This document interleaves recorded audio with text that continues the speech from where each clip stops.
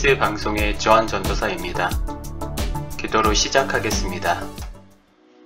사랑이 많으신 하나님 아버지, 우리 가운데 임재하여 주시고 요한복음 21장에서 우리를 향하여 말씀해 주시는 사랑 문답을 우리가 묵상하고 우리의 삶에 잘 적용하여 하나님께서 우리에게 바라시는 삶이 무엇인지 더욱더 잘 알아가는 시간이 되게 하여 주시옵소서. 예수님 이름으로 기도했습니다. 아멘. 요한복음 21장의 말씀은 사랑 문답에 관한 이야기입니다. 본장에서는 부활 후 주님이 디베랴에서 7 제자들에게 나타나신 사건이 언급됩니다. 이 기록은 부활하신 주님이 지속적으로 제자들을 돌보시고 그들의 사역에 관심이 있음을 보여주는데 목적이 있습니다. 특히 베드로와의 만남은 범죄한 인간, 사도로서의 권위를 상실한 인간을 주님이 어떻게 회복시켜 주는지 보여주는 대목입니다. 1절에서 14절의 말씀은 예수님께서 디베랴 호수에서 제자들에게 나타나십니다. 예수님은요, 부활하신 후에 많은 사람들에게 자신을 나타내셨습니다. 첫 번째로 막달라 마리아에게, 두 번째로는 여자들에게, 세 번째로는 엠마오로 가던 글로바의 그의 동행자에게, 네 번째로는 시몬 베드로에게, 다섯 번째는 도마를 제외한 10 제자에게, 여섯 번째는 도마를 포함한 11 제자에게, 일곱 번째는 지금 함께 보시는 디베랴 바다에 있던 7 제자에게, 여덟 번째는 갈릴리의 어떤 산에 있던 제자들에게, 아홉 번째는 500여 형제에게, 10번째는 주님의 형제 야고보에게, 11번째는 예루살렘 근처 감람산에 있던 제자들에게, 12번째는 사도 바울에게 나타나게 되십니다. 지금 우리가 보는 디베랴 바다에 있던 7 제자에게 나타나신 예수님은 7번째 나타내심을 보여주고 있습니다. 4절에요. 날이 새어 갈 때 예수께서 바닷가에 서셨으나 제자들이 예수이신 줄 알지 못하는지라. 시간대로 날이 새어 갈 때라 그래서 해가 이제 저물 때를 얘기를 할 수 있는데요. 예수님이 서 계신 것을 제자들이 보지 못한다. 한번 만난 경험이 있지만 예수님께서 갑자기 동해 번쩍 서해 번쩍 나타내실 거라고는 생각하지 못한 것으로 제자들이 예수님인지 알지 못하는, 식별이 불가능하지도 않았음에도 불구하고 알아보지 못한다라고 적혀 있습니다. 5절에 그로 인해서 예수님께서 이렇게 말씀하십니다. 예수께서 이르시되 얘들아 너희에게 고기가 있느냐? 대답하되 없나이다. 예수님은 매번 제자들에게 나타나셨지만 제자들은 한 번에 알아보지 못하고 예수님의 음성을 들을 때마다 예수님을 알아보는 그런 상황을 우리가 매번 볼 수 있습니다. 예수님은 제자들을 향해서 고기가 있느냐라고 물어봅니다. 그러자 제자들은 고기를 잡지 못했다라고 이야기합니다. 이러한 불편한 상황 가운데 먹을 수 없는 음식, 잡지 못한 음식으로 인해서 배고픔을 가지고 있는 제자들을 향해서 6절에 이렇게 말씀하십니다. 이르시되 그 그물을 배 오른편에 던지라. 그리하면 잡으리라 하시니 이에 던졌더니 물고기가 많아 그물을 들 수 없더라. 여기서 보여준 제자들의 행동이 중요합니다. 예수님의 음성을 들었습니다. 오른쪽으로 던지라는 말을 들었습니다. 제자들이요, 왼쪽으로도 오른쪽으로 여러 차례 물고기를 잡기 위해서 앞으로도 뒤로도 그물을 던졌을 것입니다. 그럼에도 불구하고 예수님의 음성을 듣고 의심하지 않고 그대로 행동에 옮기는 제자들의 그 믿음, 제자들의 그 순종을 우리가 알 수 있습니다. 7절에는요, 예수께서 사랑하시는 그 제자가 베드로에게 이르되 주님이시라 하니, 예수님인 줄 어떻게 알았을까요? 목소리를 한 번에 알아본 게 아니라 이적을 통해서 물고기가 수없이 많이 잡히는 모습을 통해서 한 제자가 주님이시다라고 확신을 합니다. 이러한 이적을 베풀 수 있는 분은 오직 하나님의 아들 예수 그리스도뿐이다라고 간증하는 모습을 볼 수 있습니다. 그러자 시몬 베드로가 벗고 있다가 주님이라 하는 말을 듣고 겉옷을 두른 후에 바다로 뛰어내리더라라고 말하고 있습니다. 베드로는요, 여기서 성격도 우리가 알 수 있는데요.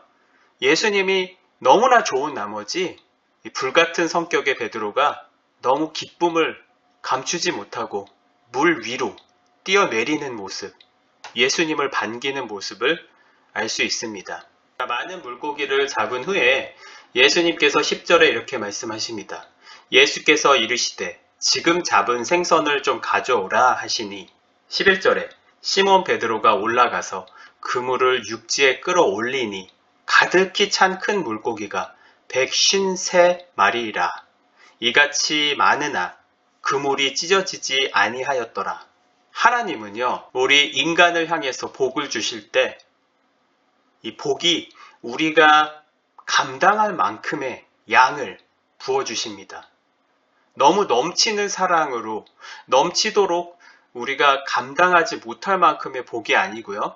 우리가 지금 보는 하나님의 말씀처럼 제자들을 향해서 물고기를 꽉 차게, 그물에 꽉 차게 잡게 하셨는데 그물이 찢어질 정도는 아닙니다.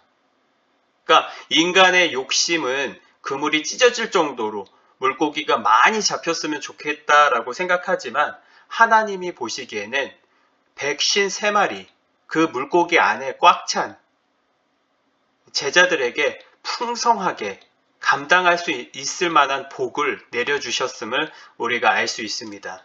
우리의 삶에서도요, 하나님께 복을 달라고 우리가 기도를 많이 합니다. 그러나 우리의 욕심은 저 하늘 끝까지 닿았음에도 불구하고 하나님은 우리가 살아가고 있는 매일매일의 삶 가운데서 작은 복들을 내려주십니다. 우리에게 그것을 감사함으로 하나님께 아뢰 수 있는 복을 주십니다.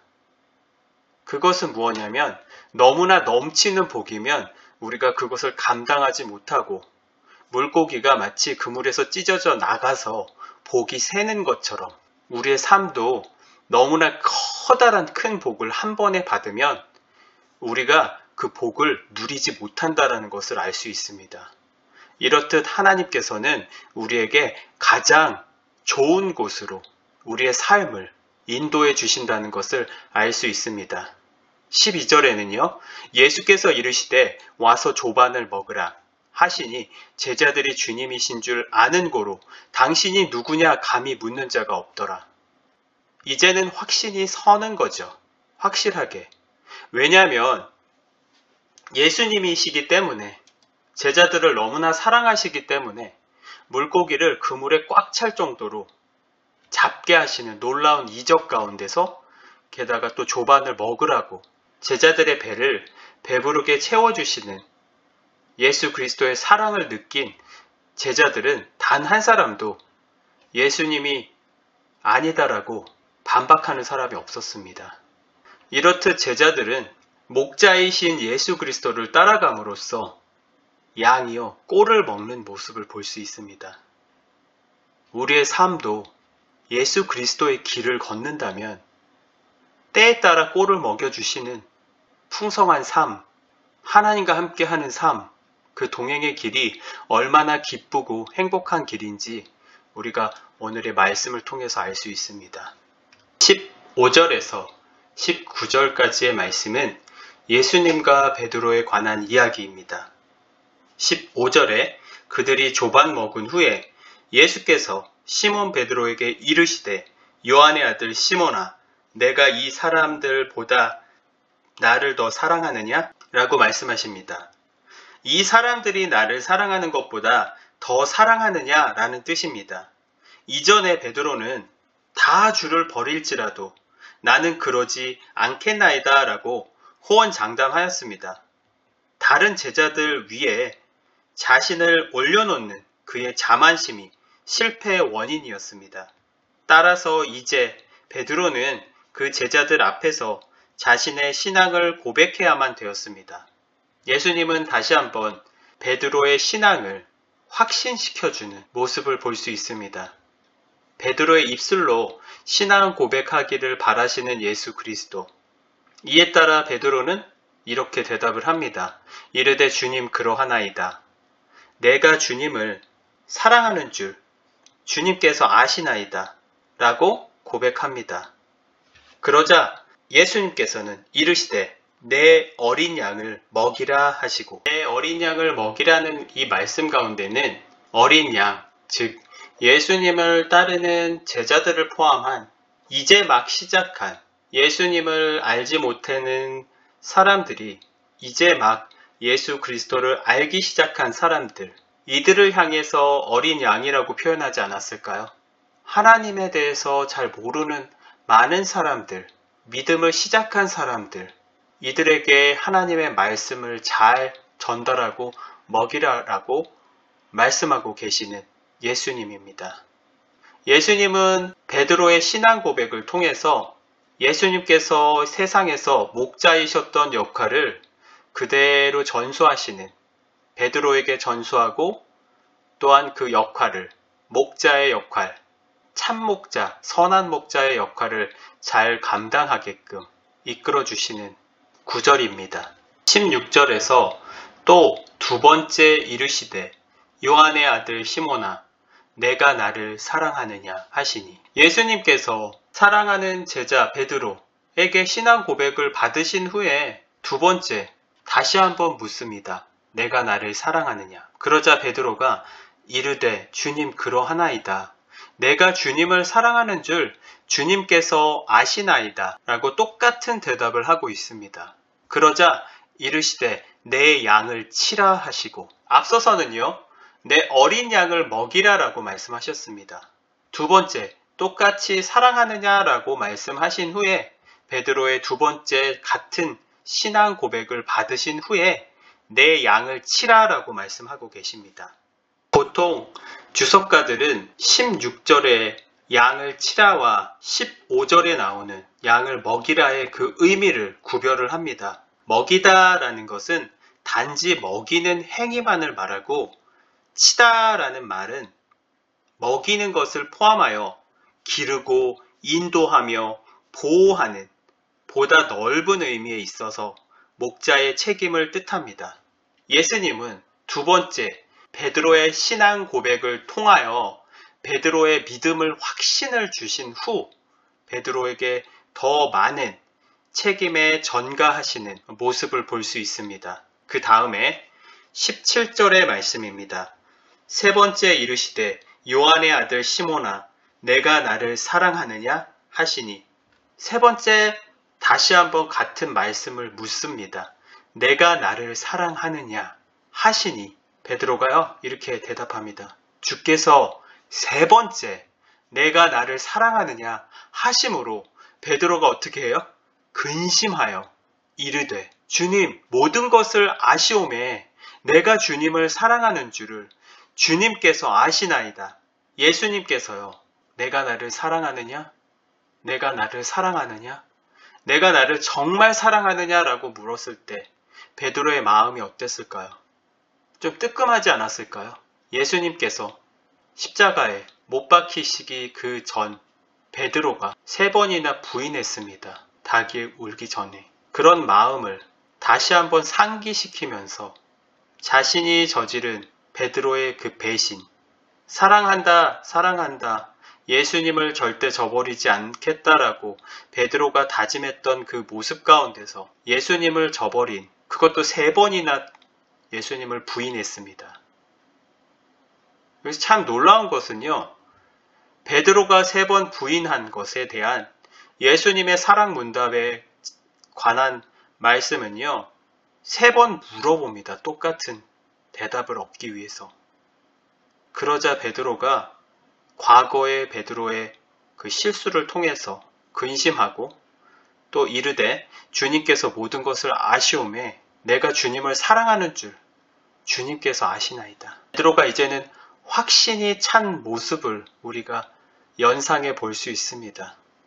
그를 통해서 예수께서 이르시되 내 양을 먹이라. 다시 한번 말씀하십니다. 예수님은 베드로의 신앙 고백을 통하여 주변의 많은 제자들과 이 성경책을 읽고 있는 많은 독자들, 믿는 사람들, 그들을 향해서 말씀하고 계십니다. 내가 진정으로 예수 그리스도를 사랑하느냐? 하나님을 사랑하느냐? 우리는 우리의 삶 가운데서 하나님을 얼마나 사랑하고 그분의 뜻을 따르고 있는지 묵상해 봐야만 합니다. 다시 한번 예수님은 베드로를 향해서 내 양을 먹이라 라고 말씀하고 계십니다. 예수님은 베드로의 사랑문답을 통해서 신앙 고백을 통해서 무엇을 심어주시길 바라시냐면요. 첫 번째는 믿음입니다. 절대 흔들리지 않는 믿음, 굳건한 믿음.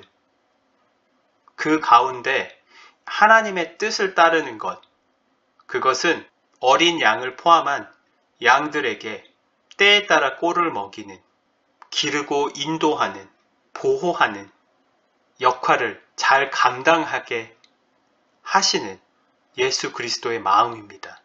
우리가 하나님을 따르고 예수 그리스도를 사랑하는 우리의 신앙 고백을 통해서도 내 이웃을 내 몸과 같이 사랑하는 마음, 나를 통하여, 나의 삶을 통하여 내 가족을 비롯한 내 주변의 많은 사람들에게 하나님의 말씀을 전하고 사랑을 전하는 것이야말로 내가 예수 그리스도를 사랑하고 하나님을 진정 사랑하는 삶의 길임을 우리는 알아야 할 것입니다. 18절에 내가 진실로 진실로 내게 이르노니 내가 젊어서는 스스로 띠띠고라는 말은요. 유대인들은 걸을 때나 달릴 때 자유롭게 활동하기 위해서 겉옷을 허리띠로 둘렀습니다. 여기서 띠라는 말은요. 자유를 상징합니다. 자유롭게 내가 원하는 대로, 그러니까 원하는 곳으로 다녔거니와 늙어서는요. 내 팔을 벌리리니. 이 초대교회의 이 구절을 베드로가 십자가에 못 박힐 것에 대한 예언으로 이해하였습니다. 그리고요. 남이 내게 띠띠우고 원하지 아니하는 곳으로 데려가리라 라고 예수님께서 말씀하고 계십니다. 베드로가 나중에 어떠한 죽음을 맞이하게 되는지 예언하시는 모습입니다. 19절에는요. 이 말씀을 하심은 베드로가 어떠한 죽음으로 하나님께 영광을 돌릴 것을 가리키심이로라. 이 말씀을 하시고 베드로에게 이르시되 나를 따르라 하시니 예수님의 그 뒤를 따라오라는 것이 아니라 예수님이 뜻하는 바는 나의 제자와 사도로서 봉사와 고난과 죽음의 길을 따르라는 것입니다. 곧 이것은 제자됨과 사도직의 의무에 대한 새로운 부르심입니다. 여기서 볼 수 있듯이 예수 그리스도의 삶을 본받고 사도로서 오늘날의 목사님이나 전도사님이나 선교사님들의 삶을, 사도로서의 삶을 따른다는 것은요, 봉사와 고난과 죽음의 길을 따른다라는 것입니다. 절대로 평탄한 삶이 아닙니다. 믿음 가운데서 하나님의 뜻 가운데로 하나님의 나라를 위하여 살아간다는 의미는요, 더 많은 고난과 시련과 고통 가운데서 많은 어려운 사람들을 봉사와 선교를 통해서 자비를 베푸는 삶입니다. 자신의 삶을 하나님께 내어드린다는 것은 우리가 죽음 후에는 영원한 기쁨과 영생을 누릴 수 있지만 이 세상에 살아가고 있는 이 순간순간의 삶은 봉사와 고난과 죽음이 우리의 앞을 가로막고 있다는 것입니다. 우리는 그것을 이겨내고 믿음으로 승리해야 하는 삶을 살아야 할 것입니다. 그것이 바로 곧 하나님의 뜻입니다. 그것이 바로 곧 우리의 삶을 예수 그리스도 앞에 자기 십자가를 지고 따른다는 그 순종의 삶의 길일 것입니다.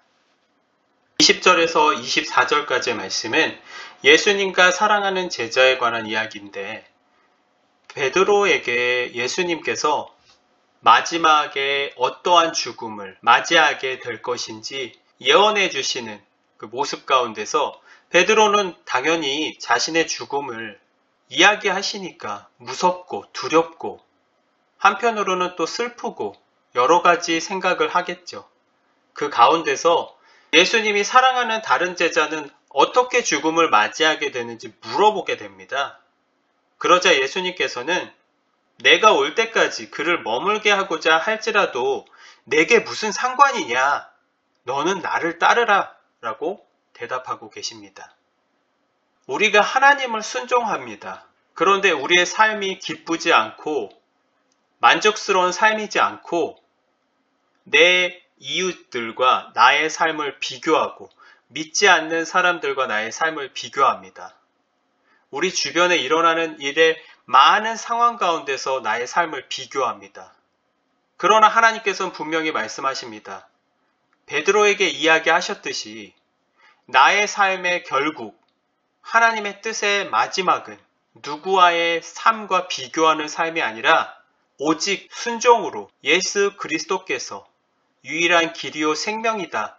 그 길을 걸어 나아가는 것, 당당히 우리의 삶 가운데서 유일한 하나님의 뜻 가운데 서는 것이야말로 우리가 하나님의 제자로서 사랑하는 자녀들로서 살아가는 유일한 길일 것입니다. 25절은 결론 부분입니다. 예수께서 행하신 일이 이 외에도 많으니 만일 낱낱이 기록된다면 이 세상이라도 이 기록된 책을 두기에 부족할 줄 아노라. 자, 이 말씀의 의미는요, 이 세상이라도 이 기록된 책을 두기에 부족할 줄 아노라. 자, 양쪽으로 생각해 봅시다. 하나님의 말씀과 지식과 지혜를 우리가 감당할 수 있는 세상이 없다라는 뜻이죠. 이 지구상에 있는 많은 도서관에 책들을 다 합쳐 놓을지라도 하나님의 지식과 그 풍부한 지혜를 감당할 수 없을 정도로 unlimited한 거죠. 무한한, 우리가 숫자를 연구하는 학자들의 이야기만으로도 알 수 있듯이 숫자는요, 맨 처음의 숫자는 알파입니다. 그리고 그 끝의 숫자는 오메가입니다. 알파와 오메가, 우리 인간이 셀 수 없는 숫자의 구분의 단위입니다. 무한대죠, 무한대. 인피니티라고 하는데, 이 지식도요, 하나님에 관한, 예수 그리스도에 관한 모든 지식을 우리가 감당할 수 없습니다. 우리가 죽도록 충성하고 하나님의 말씀을 순종하면서 연구할지라도 하나님을 알 수 없습니다. 그렇다면 우리가 지금 보고 있는 성경책의 66권에 쓰여진 가장 주된 목적이 무엇입니까? 그것은 예수 그리스도만이 우리의 삶을 비롯한 전 인류의 삶에 모든 죄악, 모든 악한 것을 다 물리쳐 주시고 우리를 더욱더 깨끗한 길로 완전히 깨끗해져서 하나님을 만날 수 있는 길, 그 길이야말로 예수님을 통한 것이죠. 예수 그리스도께서 우리의 죄를 위하여 죽으심으로 우리가 하나님 앞에 나아갈 수 있습니다. 그 유일한 길을 보여주시는 그 열쇠가 이 성경 말씀 가운데 있습니다. 그것만 알고 하나님 앞에 나아간다면 그 이상의 것을 알려고 성경책을 연구할 필요는 없다는 말씀입니다. 결론 짓습니다. 예수님께서는 우리에게 이렇게 말씀하십니다. 나를 사랑하느냐? 내가 나를 사랑하느냐? 내가 나를 정말로 사랑하느냐? 라고 묻습니다. 여러분은 무엇이라고 대답하실 것입니까? 하나님, 저는 진정으로 사랑합니다. 예수님이 나의 삶의 유일한 구원자이시고 하나님의 뜻과 나라가 나의 삶의 진정한 길임을 깨닫고 주어진 나의 삶이 많은 핍박과 고난과 슬픔이 있을지라도 오직 하나님의 말씀이 나의 삶의 열쇠요 희망이고 하늘에서 내려오는 영원한 평강이 나에게 임하여 주님과 함께 동행하는 삶이야말로 나의 삶의 목적임을 고백합니다 라고 당당히 여러분은 하나님께 나아가십시오. 그것이야말로 요한복음이 우리에게 전해주는 말씀의 핵심일 것입니다. 지금까지 요한복음 1장에서 21장까지 함께 성경을 묵상하며 하나님의 뜻이 우리의 삶에서 어떤 의미로 다가오는지 함께하는 모든 이들 가운데 하나님의 은혜와 평강과 축복과 기쁨이 함께하시길 간절히 기도합니다. 감사합니다. 다음 시간에는요, 마가복음을 통한 예수 그리스도의 삶을 함께 묵상해 보도록 하겠습니다. 다음 시간에 만나요.